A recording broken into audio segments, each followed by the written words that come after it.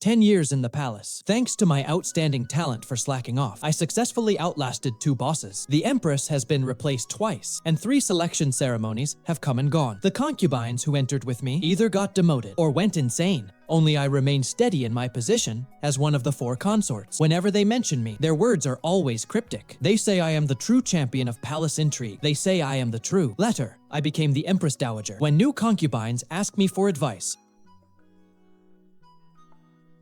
do I count as someone who loves to calculate? Back when we were still at the old estate, the emperor, who was still crown prince then, already treated me very specially. Everyone said it was because the prince was tired of rich, gourmet food and wanted a change to something plain. I was honestly speechless. Those scholars really knew how to insult someone without using a single dirty word. The primary wife was a daughter of a prominent, noble family. The secondary wife was a childhood sweetheart. The secondary wife was beautiful. The primary wife was very clever. And among the wife and 2 concubines, only I was ordinary. I didn't come from a high status, and I was plain looking too. Within the prince's mansion, I was practically an invisible presence. Yet, this invisible person was the most favored by the prince. Everyone says, the place more dangerous than the imperial palace is the eastern palace. The position harder to fill than the emperor's is the crown prince's. The life of an heir is not easy. Having women on both sides in the harem was not pleasant either. The status of the secondary wife's Lai family was no less than the primary wife's Su family. The 2 turned the inner courtyard upside down. On one side, the favored concubine. On the other, the noble wife. He couldn't afford to offend either. Therefore,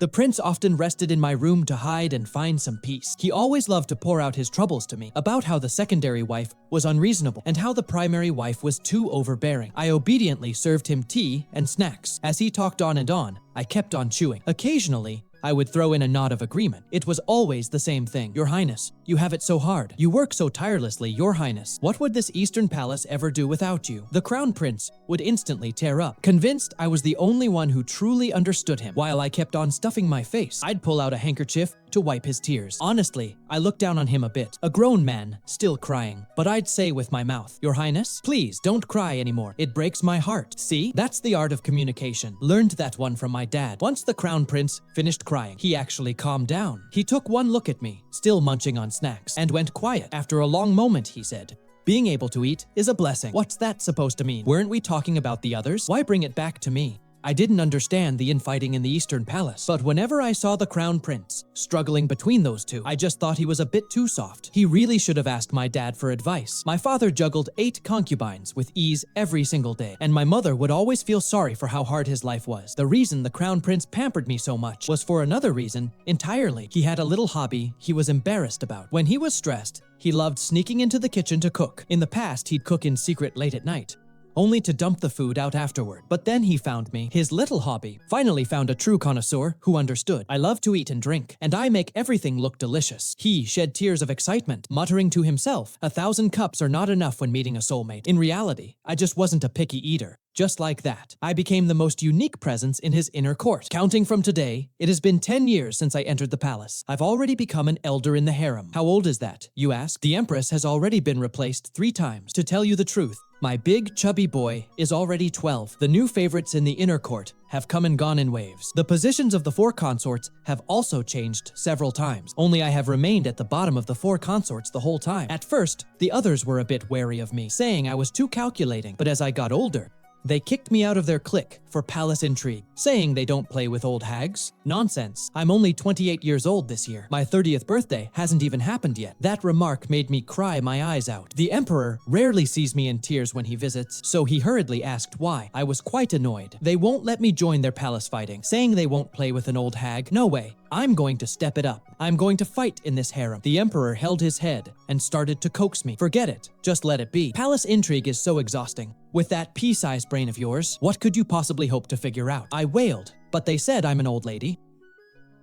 Who said that? I'll go tear their mouth apart today. The emperor's words are nothing but deceitful lies. He is willing to coax me, and I am willing to listen. But I know clearly, he is just saying it to sound good. They just held the palace selection for new consorts recently. How would he have time to pay attention to me? I asked for the reason behind his visit, and only then did he remember the real business. It turned out the brat had offended his new favorite, Lady Yi, and he came to lecture me. He rubbed his nose awkwardly, as if recalling his earlier talk of standing up for me. I protested. Whatever your son did, wrong. Why are you blaming me for it? The emperor was at a loss for words. Look at how you've raised Yunxing these past few years. Thinking about that makes my blood boil. Yunxing isn't just my flesh and blood alone. Besides, I'm just a woman. What do I know about raising a child? Isn't it enough that I keep him fed and clothed? The emperor seemed stunned by my twisted logic. He pondered for a long time and seemed to think it made sense. After all, being a mere woman, what could I possibly teach a child? So he began to reflect on himself. For years, his energy had been on state affairs and in the inner court, but never on the boy.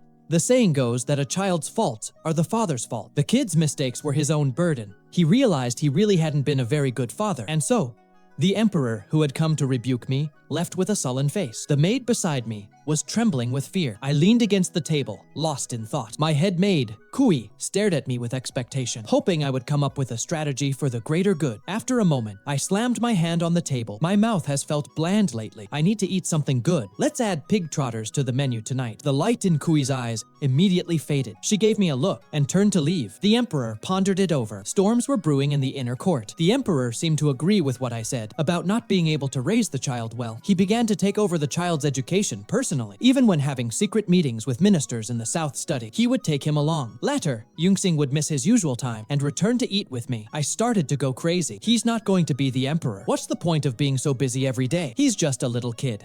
Getting well fed is the only important business he has. The emperor actually stuttered. He yielded. Then I'll have him return to the palace earlier tomorrow. The new maid stared in shock.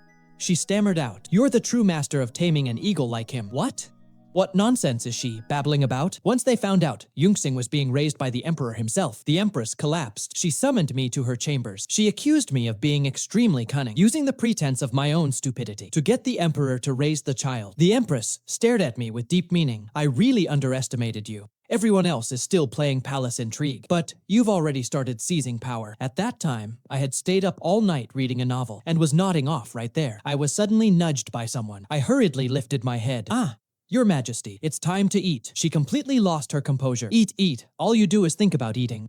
Your son leads my nephew around day after day, either roasting lamb legs or climbing trees. Can you have some ambition? Is she blaming us, mother and son? I may not understand scheming, but can't I play the sycophant? Yunxing is the emperor's eldest son, but he's never been favored by his father since he was small. This concubine is dim-witted, and an amateur at that. When it comes to educating a prince, why don't you keep Yunxing by your side?" The empress went silent. She probably blew up today with that very goal in mind. However, the emperor had already given his silent consent. Since I was raising the child myself, it wouldn't be easy for her to snatch him away. I began to sigh. That child, Yunxing, he was placed with Empress Shengyuan the moment he was born. Later, when Empress Shengyuan became pregnant, she stopped paying him any attention. By the time he was brought back to me, he was already 3. He had no emotional bond with me, his own mother.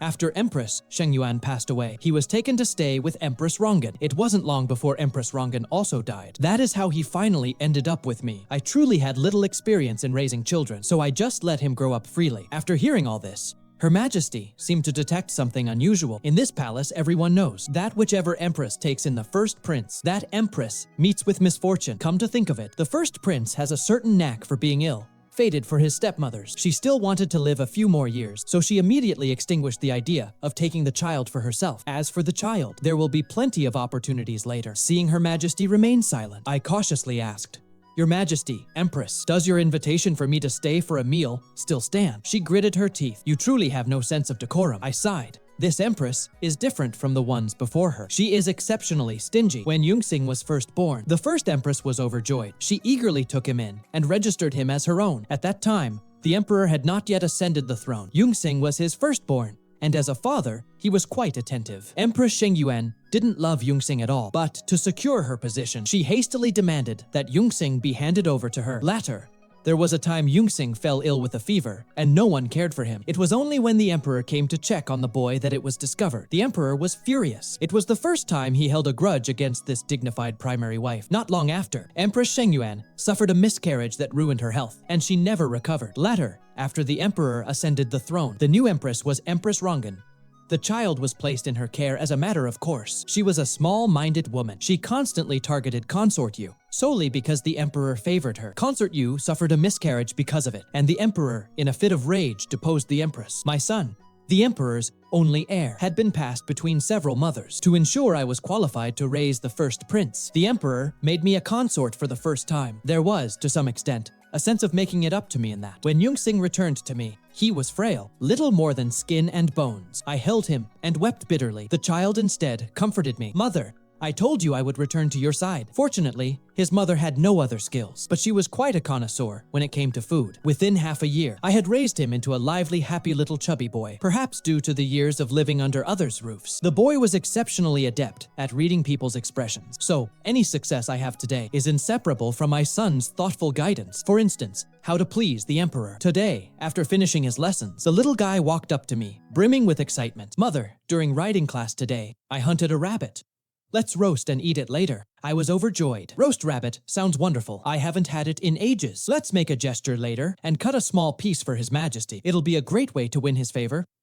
I'll do whatever you say. Yunxing and I hurried to start a fire, but unfortunately, we were quite clumsy. The palace was soon filled with smoke, and before the fire was even lit, it had attracted the Imperial Guard. Watching them rush in with buckets of water, I was completely mortified. The incident caused quite a stir, and that very evening, the Empress summoned me to her palace to kneel. When I heard the Empress order the nurse to strike my palms, Yunxing immediately burst into wailing. He kicked his little legs and ran outside. I knew the boy was off to fetch reinforcements. Just as one strike landed, the Emperor rushed in, flustered and frantic. It's such a trivial matter. A few words of correction would have sufficed. "How could you resort to punishment?" he said, grabbing my hand, examining it with a pained expression. "You've gone too far. As I mentioned before, the Emperor has always felt he owes me." Seeing my plump fingers so swollen, his expression grew even grimmer. Faced with the Emperor's reprimand, the Empress was left speechless. She's quite simple-minded, straightforward, and blunt. "Your Majesty, she nearly burned down the palace, and you're still taking her side." "Empress, that is where you are wrong. My son was acting out of filial piety, just wanting to roast a rabbit for me to taste. For you to make such a fuss and punish his mother, rather than blaming Consort Liang, you should blame me instead. It is I who failed to teach Yunxing well." I stole a glance at Yunxing, hiding behind the Emperor. He gave me a playful wink. When it comes to flattery, my child truly inherited his grandfather's gift. Later, the Emperor carried me on his back, with Yunxing tugging at his robes. Our three silhouettes stretched long under the setting sun. Like three twisted dough sticks. Memories of the crispy fried twists I ate recently flashed through my mind, and I couldn't help but swallow my saliva. Yunxing was still lamenting. "Father, that was the first wild rabbit I ever caught. It's a pity you didn't get to taste it." That father made the 30-year-old emperor tremble all over, his eyes brimming with tears. "My good son, tomorrow father will take you to hunt a bigger one." Watching this scene of paternal and filial affection, I couldn't help but sigh. When it comes to handling the emperor, I still have a lot to learn. The emperor's feelings for me are quite complicated. It's just that he genuinely believes it's tough for me to survive among such a bunch of schemers, and feels a touch of sympathy. Consequently, he's grown a bit indulgent toward both me and Yunxing. Two phrases are always on his lips. Consort Liang is merely a bit gluttonous. What kind of trouble could she possibly cause? Yunxing is a tad mischievous. All little boys are like this. Everyone just bear with it, and it'll pass. In the past, everyone said the emperor was overly doting on us, so they viewed us as a thorn in their side. A few years ago, when a consort miscarried, she slandered me for harming the prince. The emperor didn't even go through the formalities. He just had her finished off right away. He scoffed. "Who are you going to frame, of all people? Why did you have to pick her?" The emperor has a blind belief in my simple-mindedness. I took some snacks and played along. "Exactly. I've been eating snacks in the southern study these past few days. I didn't even run into you." Gradually, everyone stopped involving me in their harem intrigues, because when others plotted against people, the emperor would turn a blind eye. But when they targeted me, the emperor would flip the table. "You say my spoiled little kitten knows how to scheme. What nonsense." As time went by, everyone came to realize that the emperor favors us so much because he never intended to groom Yunxing as the crown prince, and as a glutton with no powerful family backing me, I pose no threat to the throne. The new empress tried to trouble me a few times, but eventually, she probably found it tedious, so she just shooed me away. She even told me not to wander before her eyes when I had nothing to do. I heard her whispering to her confidante, "She's just a dim-witted consort." "Nurse, don't you think you're overthinking this?" I agreed with her in my heart. Who's to say you're wrong? There are 1,000 ways to survive. I only stick to one way. The supreme art of all is staying low above all else. On the day Noble Consort Yu was dismissed, I was in my room, eating shaved ice made by the new maid, when I heard the news. I was stunned for a moment. In a heat of the moment, I shouted, "How is that possible? That is Noble Consort Yu. Noble Consort Yu, the Emperor's childhood sweetheart. I know better than anyone how much she meant to the Emperor. This consort, favored since the Eastern Palace days, had the looks, the background, and the ability. She single-handedly brought down 2 empresses, and with a firm hand, kept all the other consorts in check. The inner court truly lived in fear of her. The imperial decree demoting her came that morning. By noon, I heard she was looking for me. When I arrived, she was sitting in the courtyard playing chess, with her heavy makeup removed. She looked as beautiful as a fairy, though there were wrinkles at the corners of her eyes now. She looked at me and smiled a little. Rong Xiangxiang, sometimes I really envy you. Look, even though you're a year older than me, you look much younger than I do. I said nothing. This noble consort had always looked down on me, and I had no idea what was wrong with her today to be pulling me into this chat. She pushed a cup of tea in front of me. I have never made things difficult for you, and I even helped you when you were giving birth.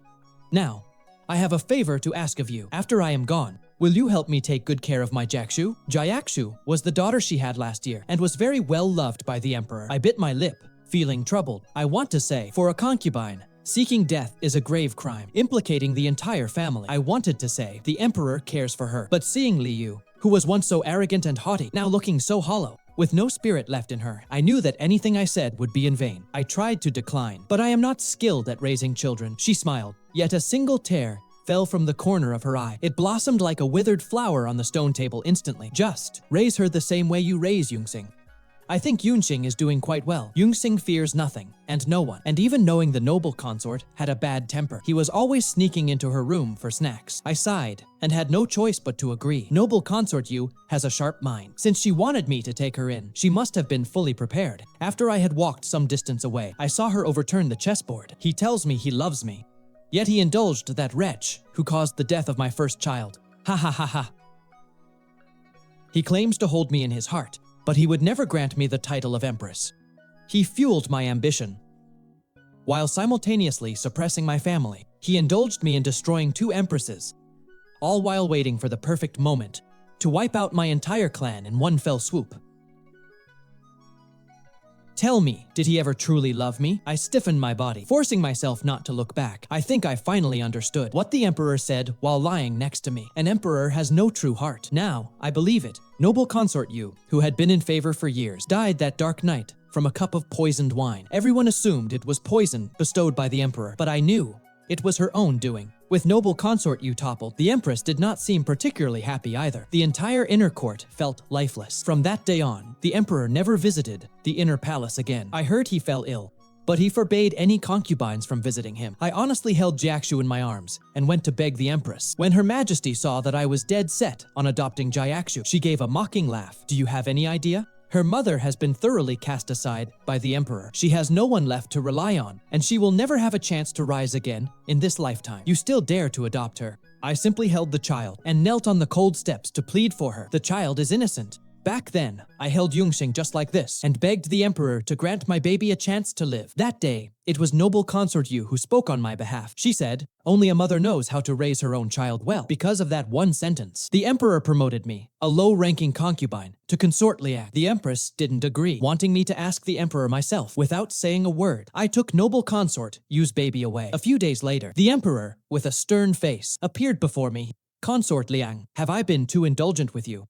I knew this had definitely hit a sore spot for him. Her very existence was a constant reminder to the emperor of what he had done to Noble Consort Yu. I pointed to the 2 little ones not far away. Yunxing was pulling Jiaxu to help her take her first steps. The little girl who had never been willing to walk on her own was currently stretching out her arms, happily toddling toward her brother. Your Majesty, besides being Noble Consort Yu's daughter, she is also Yunxing's little sister. Blood relations are truly a mysterious thing. Look at young Yunxing. When has he ever been this attentive? He watched them for a long while, then turned and walked away. The emperor had never experienced such warmth, not even in his own childhood. But seeing his own children getting along so well, it actually tugged at his heartstrings. Had he been young, with a mother to cherish him and a little sister to warm his heart, would he have become the man he is today? He did not know, and he did not want to know. The emperor seemed truly enraged this time. It took me a long while to realize why. He likely thought I had overstepped my bounds. Anyone with sense could see that Jiaxu was destined to be despised by him, and as a woman who relied on his favor to survive, I should have protected myself, but I did not. He was furious, angry at my audacity. Of course, I only realized this after I was forced to move out of the Jiaxu Palace. Kui had been so anxious these days that her lips were blistered. She kept hinting that I should send Jiaxu away. I played the fool. Besides me, who else would care for her? That little maid, who was so good at cheering me up, was making flatbread nearby. She didn't think much of it. My lady, you have always maintained the image of being artless before the emperor. I don't think you need to coax him. The emperor will soothe himself eventually. How does that saying go? As long as you insist on being yourself, even the emperor will have to yield to you. I scratched my head. Is that right? My dear son, at least, was optimistic. On the first day, we moved into the Zhongcui Palace. He started planning to dig a pond and plant lotus flowers. The new courtyard was several times larger than the old one, though the location was a bit remote. Regular concubines didn't bother coming here. You have to admit, it really is perfect for raising mischievous children. Life here was quite stable afterward. Or perhaps I shouldn't say that. Everything else was fine, except that our meals were inconsistent. Good one day, poor the next. Sometimes there were 10 dishes on the table. Sometimes there are only 2 plates of greens. It's like they say in the country, living at the mercy of the elements. Only, isn't my weather a bit too unpredictable?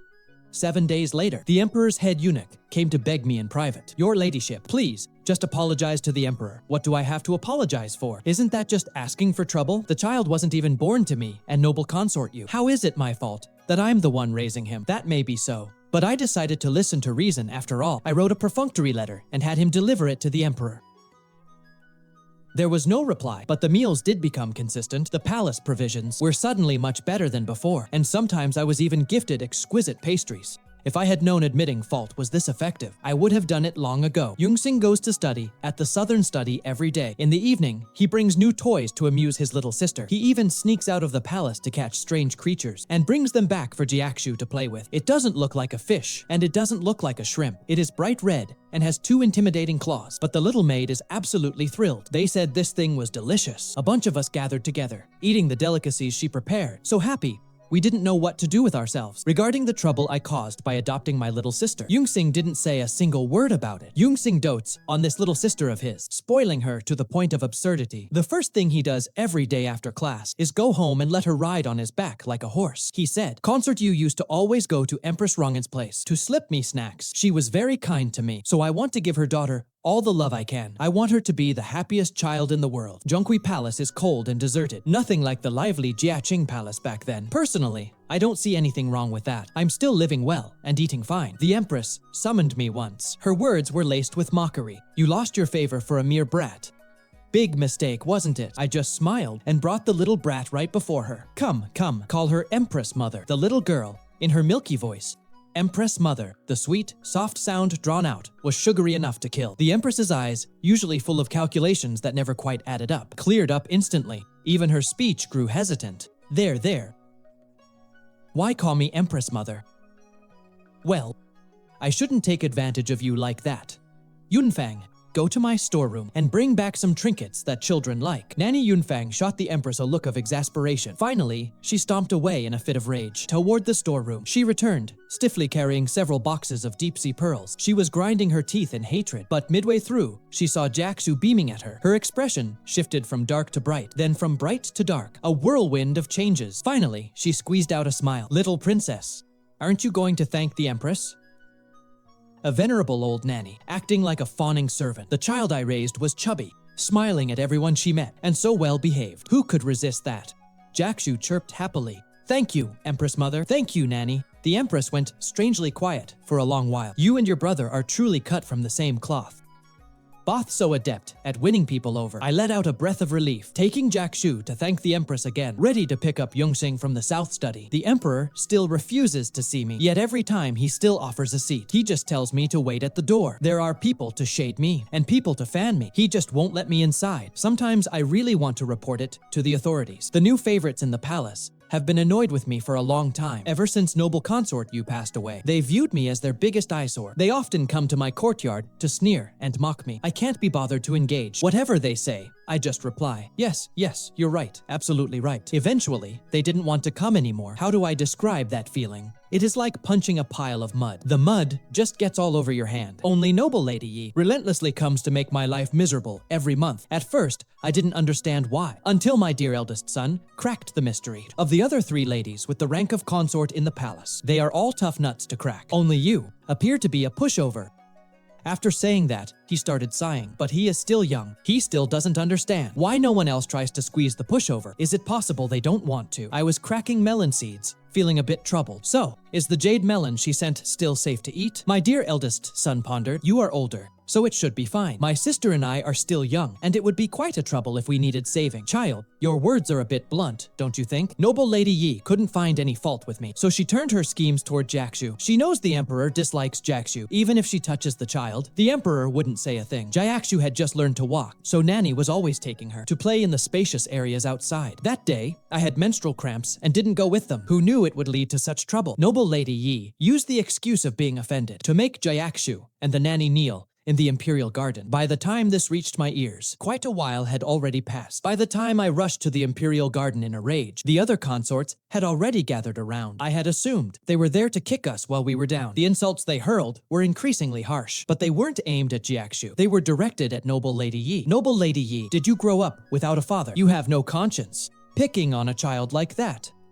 Good heavens, how could you lay a hand on such a cute child? The ones cursing her so viciously were Consort Yu and Consort Liang. Both were tough characters a few years back. I'm not sure if it was because of their age, or if they were completely broken by Consort Noble Yu, but they rarely ventured out anymore. Noble Lady Yi was left speechless by their retorts. With so many voices, she couldn't gain the upper hand. Furious, she turned to run to the emperor to complain, only to be kicked to the ground by the Empress who had just arrived. The Empress, born of a military family, had immense strength. Before Noble Lady Yi could even stand up while clutching her stomach, Lady Yunxing grabbed her by the hair.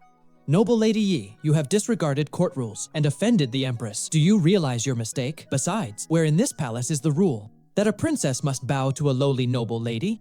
Indeed, that is utterly preposterous. Noble Lady Yi is far too insolent. I suggest she be confined to her quarters and forced to kneel and transcribe scriptures to pray for the emperor's blessing so that his lineage may flourish. Everyone chimed in, one after another, and had Noble Lady Yi's fate decided instantly. Holding Jiaxu, I suddenly felt as if I were standing alone, sword in hand, lost in the wilderness. I thought I should say something, but looking at the situation now, there was truly nothing for me to say. The last time the concubines were this united was when they were driving Empress Rongxiangxiang from power. These women always held onto a strange set of principles. For instance, don't slap someone in the face, don't insult one's mother, and don't let sins fall upon an innocent child. That night, Jiaxu cried so miserably. The little one was sobbing, even in her sleep. The scene reminded me of when Yunxing was 2 and suffered the agony of Empress Sheng Yuan's cane. The little one knelt in the rain, held down as they struck his hands, not even daring to cry out loud, and I could only watch from afar, witnessing the event unfold. I clutched her hand, unable to hold back my tears. The emperor arrived at that very moment. He slowly patted my back and pulled me into his arms. Think of it as my oversight for letting you and Jiaxu suffer such grievances. I sobbed and lifted the child's knees to show him. On that fair, delicate skin was a layer of blood-crusted scabs. Your Majesty, how could she dare? How could she dare treat your child this way? The emperor gently touched Jiaxu's cheek, a face that resembled her birth mother's so much. A flash of heartache crossed his eyes, and then he spoke with a cold voice. Lai Diquan, issue the decree. Noble Lady Yi has behaved improperly, showing no respect for the Empress and no honor for the princess. Strip her of her title as Noble Lady and exile her to the cold palace. The downfall of Noble Lady Yi caused barely a ripple in the inner court. Over the years, favorites in the inner court had come and gone in waves. Even Imperial Noble Consort Yu, who had monopolized the emperor's favor for a decade, had eventually fallen from grace, let alone a minor noble lady who had only been in favor for a year. The emperor's feelings toward Jiaxu were deeply conflicted. He sent heaps of treasures to the Zhongcui Palace for her, yet he rarely came to see her himself. Sometimes, he would appear suddenly in the middle of the night, standing by the bedside, quietly studying her small face. I once saw him drunk and raving in the middle of the night, watching him clutch Liyu's spirit tablet, weeping and demanding, "You promised you would stay with me forever. How dare you die? How dare you?"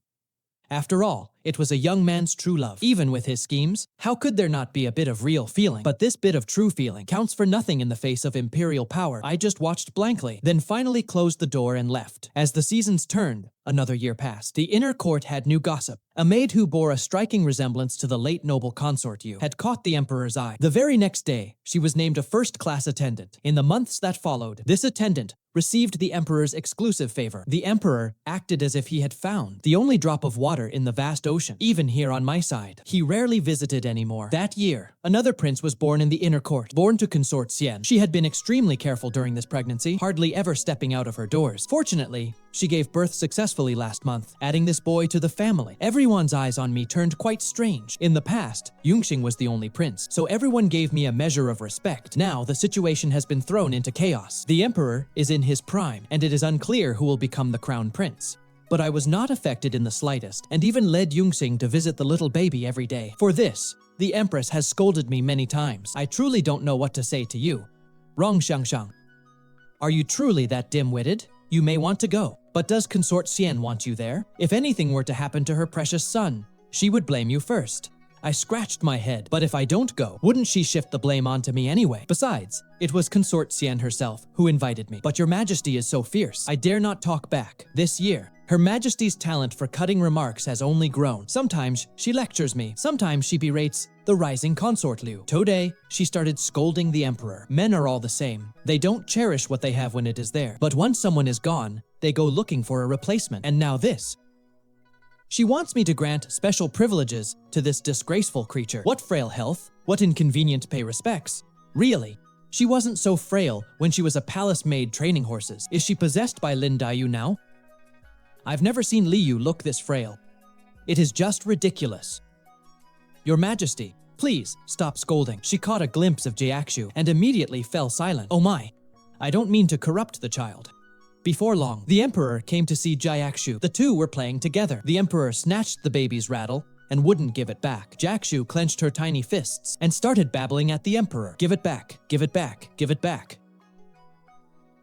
The emperor was a bit puzzled. What on earth is she muttering about? The empress realized she'd caused trouble and covered her mouth, staying quiet. I gently stroked the baby's head, smiling happily. She is just greeting you, Your Majesty. He held Jiaxu, and as if suddenly remembering something, Consort Liu is currently with child. The empress must take extra care of her. From now on, all the things she uses must be inspected by someone. The empress agreed in a soft voice, but once he left, she started complaining again. Am I an empress or am I a nanny? Honestly, a wet nurse. If she actually gives birth, won't she try to walk all over me? This Consort Liu is the woman who looks just like Noble Consort Yu. Ever since she was favored, she has risen rapidly. Last year, she was even named a consort without having borne a child. The first such case in our dynasty, the late emperor left clear ancestral teachings that one cannot be named a consort without merit. Yet the emperor ignored the protests of the court and insisted on granting her the rank. Now, wild rumors are flying everywhere in the court. Everyone is saying that if Consort Liu bears a son, the emperor will name him crown prince. This was originally just hearsay, and something that would have blown over. Who would have thought that before long, the emperor would decide to build a residence for Yunxing outside the palace? I was a bit stunned myself, and for a moment I couldn't keep my composure. Is he in such a rush? Consort Liu's child hasn't even been born yet he wants to drive Yunxing out? I have reason to be upset. For a prince to build a residence outside the palace, there are only 3 accepted reasons: marriage,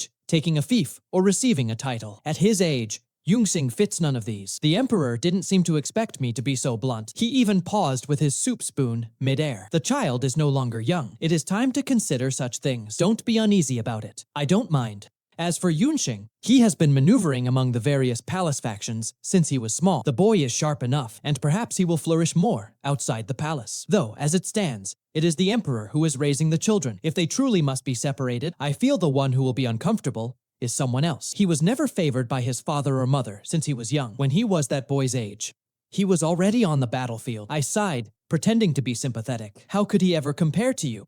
If he were even half as capable as you, this concubine would be content. He didn't answer. Instead, he changed the subject. Is everyone in the palace saying that I asked for Yunxing to leave the palace, to clear the way for concubine Liu? It is not my place to answer that, Your Majesty. He let out a dry laugh. You've grown sharp. In truth, I have rarely encountered the emperor over these past 2 years. Most of the time, it was at banquets, looking from afar. There was always a figure in pale green beside him. The two of them were inseparable, deeply in love. If I were to approach them, I would only be making a scene. Occasionally, when he did come to my chambers, it was only to discuss Yunxing or Jiaxu. He must be very busy. He even entrusted the recipes for the snacks I enjoy to Yunxing, my maid who is passionate about culinary arts. At first, Kui would try to comfort me. She would say, the emperor still holds you in his heart. Look, besides the empress and concubine Liu, who else receives these tribute lychees? Seeing I didn't respond, she grew a bit insecure.